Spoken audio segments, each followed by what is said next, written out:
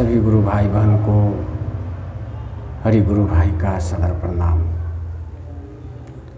तो आज हम इस चैनल के माध्यम से इस वीडियो में हम सभी भाई बहन को यह बताना चाहते हैं कि इस संसार में गुरु कितने प्रकार के होते हैं। तो इस संसार में गुरु दो प्रकार के होते हैं, एक आध्यात्मिक गुरु और दूसरे भौतिक गुरु, जिसको संसारिक गुरु कहते हैं। तो भौतिक गुरु कौन है और आध्यात्मिक गुरु कौन है, तो इसी चीज़ को हम जान लेते हैं।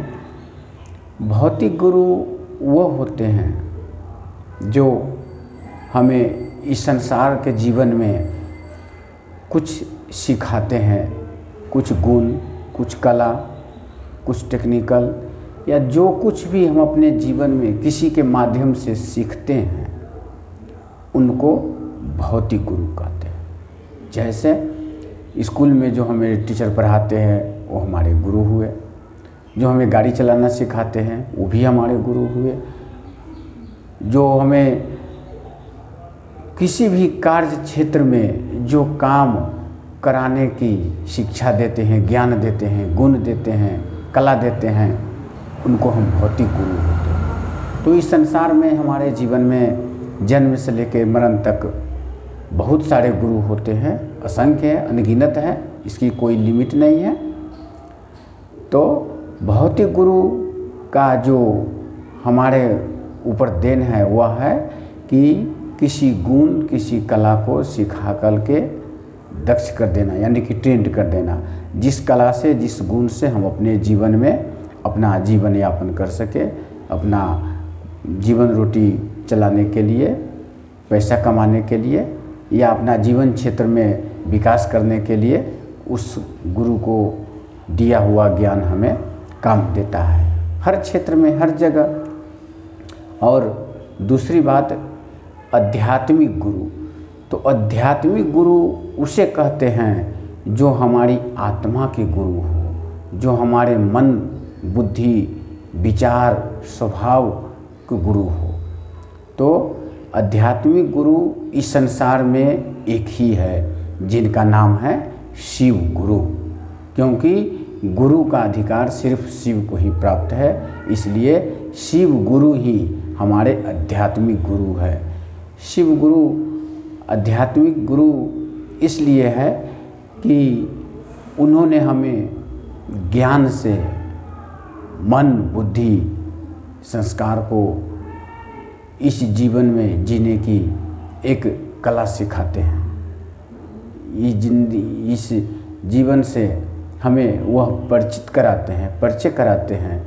हमारे जीवन में जो अज्ञान रूपी अंधकार है वह ज्ञान रूपी प्रकाश देते हैं, और वही गुरु हमें अच्छाई से बुराई की ओर, पाप से पुण्य की ओर और अधर्म से धर्म की ओर लाते हैं। तो जो हमें आध्यात्मिक यानी जो हमें आत्मा के गुरु हो उसे हम आध्यात्मिक गुरु कहते हैं। जो सर्वोपरि गुरुओं के गुरु, जगत गुरु हमारे शिव गुरु है। शिव गुरु ही हमें यह ज्ञान दिलाते हैं कि कैसे जीना है, कैसे बातें करना है, कैसे रहना है, कैसे व्यवहार करना है, कैसे हमें एक दूसरे के मदद करनी है, कैसे एक दूसरे से प्रेम करनी है, कैसे एक दूसरे से सहानुभूति रखनी है, कैसे एक दूसरे को हम सभी भाई बहन, सभी मानव मिल करके अपने जीवन को व्यतीत करना है। तो यहाँ तो हम समझ गए कि गुरु दो प्रकार के होते हैं, एक आध्यात्मिक गुरु और दूसरे भौतिक गुरु, यानी कि संसारिक गुरु। तो अब हम जानते हैं कि गुरु का मतलब क्या होता है, गुरु का अर्थ क्या होता है। तो गुरु का अर्थ होता है, गुरु में दो शब्द है, गु और रु। तो गु का अर्थ होता है अंधकार और रु का अर्थ होता है प्रकाश, जो हमें अंधकार से प्रकाश मिल रहा है, जो हमें अधर्म से धर्म मिल रहा है, जो हमें असत्य से सत्य मिल रहा है, जो हमें गलत से सही मिल रहा है, जो हमें पाप से पुण्य में ले आए, जो हमें जीने की सच्ची सत्य राह पर चलने की, धर्मनिष्ठ जीवन बिताने की ज्ञान दे, उसे हम आध्यात्मिक गुरु कहते हैं। और गुरु का यही अर्थ होता है। तो शिव हमारे गुरु हैं और मैं उनके शिष्य हूँ। तो शिष्य का मतलब क्या है? शिष्य का अर्थ क्या होता है? शिष्य का अर्थ होता है कि सीखना, किसी से भी सीखना।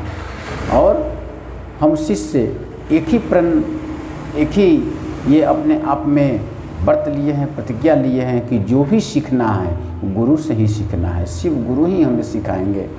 वह टीचर भी है, गुरु भी है, शिक्षक भी है, वह सब सर्वरूप है। तो जो भी हमें सीखना है जीवन में, गुरु से ही सीखना है।